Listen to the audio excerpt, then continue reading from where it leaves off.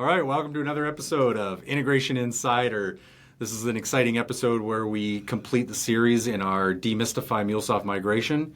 This episode is the three-layered connectivity architecture and migrating that over to Azure. That's it.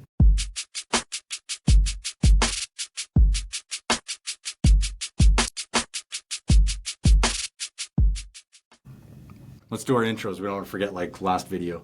So I'm Tim Bieber, Growth and Strategy Director. This is Derek Marley, our Principal Integration Strategist at Horton. And actually a little bit of good news. You are now a Microsoft MVP for Azure Integration. So that's pretty exciting. Yeah.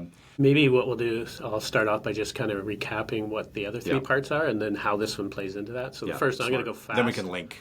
So we can link to those videos. Yeah. So the first one was, what is a MuleSoft flow? How does that relate over to an Azure Logic App workflow? Yeah. So we kind of demystified that. We have connectors, they have connectors. We have flow management, they got flow management and all that wonderful stuff. So that's pretty straightforward. We walk you through that. Second part to that is we had Kent Weir, the principal product owner for Logic Apps, where he came in, did a great demo, and kind of showcased. So if you haven't seen that, definitely go watch that one. Yeah, so that was a deeper dive into Logic Apps and workflows. Third one was kind of talking about, okay, well, what happens when I do migrate? What can I expect from a ongoing platform cost? So compare that to MuleSoft. Can I find an ROI? So we hit that. So make sure you go watch that one. So obviously a question we get from everybody, what's this going to cost me? Yeah. So this one is more of a question that we're getting around, hey, you know, when I took on MuleSoft, there's a lot of conversations around this three-layered connectivity architecture, which really does make sense. We delineate the layers. Each layer has a purpose. It's kind of like that. It's a single responsibility pattern where it's only responsible for certain things. So they did a great job to get that information out there when customers purchase MuleSoft. That's really what they were buying. They were buying the platform and the architecture. So a big concern, obviously, is how does that fit if I'm looking to migrate? How am I going to keep that? So that's what this video is about, is us really digging into that and showing them that it's just a pattern. It can migrate over. You haven't lost anything. And even as we get closer to the end of this one, I have a slide deck, by the way, I'm going to share. We're going to kind of go through it quickly. You get to the end and go, wow, not only does it support it, but there is some enhancements here that I can actually see. Yeah, and I think what's important to note is that MuleSoft, it's not proprietary to MuleSoft, three-layered architecture. You'll also have heard it as API-led approach. Or three-tiered architecture. That one, so it's a very sound architectural principle that by no means MuleSoft owns, but MuleSoft did a brilliant job marketing it, and organizations that adopted it for good reason, and they want to know that they can migrate it over. So that's why it's relevant. Right? That's why we want to support it. All right, well, let's share. All right, you got the share to work. You're in control. Okay, so we're going to talk about how you maintain that three-layered API-led architecture within Azure. So let's kind of recap a little bit around what the three-layered API-led architecture is about. Really, when customers took on MuleSoft, this was very much a part of that conversation. What are the three layers, and why are they important? And very sound. So we talk about this notion of an experience layer. This is really where clients you want trading partners, you want new web applications that are your competitive advantage. So this is where you build and innovate. You build these applications, but you need APIs to back all of that. So the notion is you create kind of an API per client, if you will. So that's very much, you'll see here, this is a mobile application. It's hitting an API that's designed for it to consume. And where that's important is some clients need REST, and some clients need SOAP or flat files. So that's why this is very important to kind of delineate on that layer. Next one is process. So this is where your business logic lives. This is your business's competitive advantage. You know, when I receive an invoice, I need to do these steps, which are unique to you. So this is where all of that reusable assets around your business processes live within that layer. Makes sense, right? Next one is system layer. So your systems are unique to you. You have file folders, you've got databases, you've got cloud applications, Salesforce, Workday, all of these applications. So this is you kind of in this layer is where the credentials to connect to those systems is kind of isolated to there. So I have a responsibility to only connect to systems and surface data about those systems. So again, makes sense to me to keep those separated. I circle this. I call it private here. So you kind of this is your organization. This is your APIs. This is what This is what my invoice is going to look like internally. It's going to be JSON versus a result set from a database floating around in my enterprise. So this is, and then when we want to talk to outside clients and web applications and partners, this is how you surface at this experience layer. Make sense? Yep. But what I wanted to do is kind of take it way back. So I think we were talking about back in the 70s. MVC 70s originated from Xerox company. So it's been around. Yeah. Like this is a pattern, a design pattern, an architecture pattern that's been around for a very long time. But they called it model view controller. So most web applications that you'll see floating out there is all based off of model view controller. So no different. We have model, which is like the system layer API architecture. So this is where you interact with your data sources. Views is where I'm building a web app. I'm building a mobile app. So this is where this is coming in, where we're unique to the clients we're surfacing. And then the controller really does handle the data interchange between views and models. Sure. So very much similar to the three-layered API architecture. Again, principally, it's sound, right? So we want to keep it's been around for a long time. The evolution of it, is basically brought us to this three-layered connectivity architecture. It's a mouthful. And even if I won't dig into this one, but you can Google on Gartner's PACE layered application strategy, same concepts. You can dig into how they call their three layers, and it's actually quite interesting read. So take some time to read about that. Yep. Think of it more as an industry standard rather than a proprietary model that's only MuleSoft. So once you get through that, you're like, oh, okay, I can move this around. It's not only about MuleSoft. It can run on AWS. It can run on Azure. It can run on Google. It can run on anything because it's a pattern and not an implementation, right? It's not a concrete backed implementation. And supported well by Azure. Yeah, and so Azure's Integration Services. That's what this one's about. Is this slide's really saying what does Azure have in the way of this? We'll talk about logic apps, API management. So we have APIM for securing the APIs across all of those layers and with your partners and with your clients from that perspective. So logic apps, as we demystified what is a MuleSoft flow compared to Azure Logic App workflows. So they're the same low code, no code environment for connectors. We drag out a connector, it connects to that system. I can orchestrate my business process at each one of those layers. And that's really what Logic Apps fits the bill for. So it supports it. And then now you take a Logic app and an API manager, and that's what you're getting with MuleSoft. Where I think it kind of does a little bit better now, I won't even say a little, I'm going to say a lot better, is they have this notion of inside Azure, inside those Logic app workflows, is we're able to make a choice between if it's going to be stateful or stateless, where MuleSoft only supports the stateless. Yeah.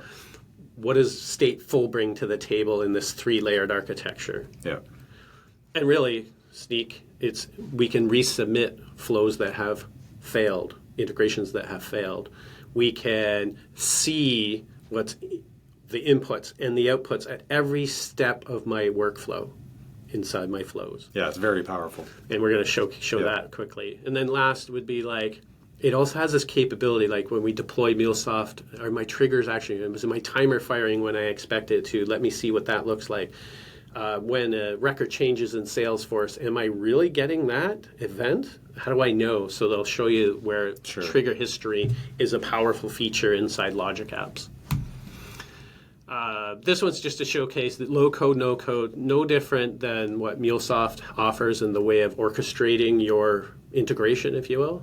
So we drag out connectors. We connect to, in this case, like a Salesforce environment or a D365 environment, and we can make choice routes. We can have error handling, all of the same capabilities. And building a flow in MuleSoft, we have workflows. We build them the same. But where it gets kind of interesting is at this level, I can say, is this stateful or stateless, right?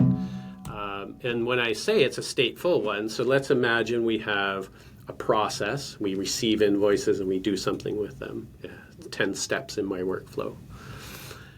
What's great about it is every time that integration runs inside a stateful logic app, it keeps a record of all of the activity that happened within that run. So it's like the run history. And it's valuable to be able to see that, where you can't see that in MuleSoft. Right. So we have a run history. I can see which ones have succeeded, how long they took. I mean, this is pretty powerful stuff. Yeah. And lastly, we have, what happened with this failed integration? From here, I could actually, maybe it was a known thing. We took down our database for maintenance. We were doing some schema changes. We knew it wasn't going to be available. We let the integration fail, knowing we were going to come back and rerun it once the database was up and supported.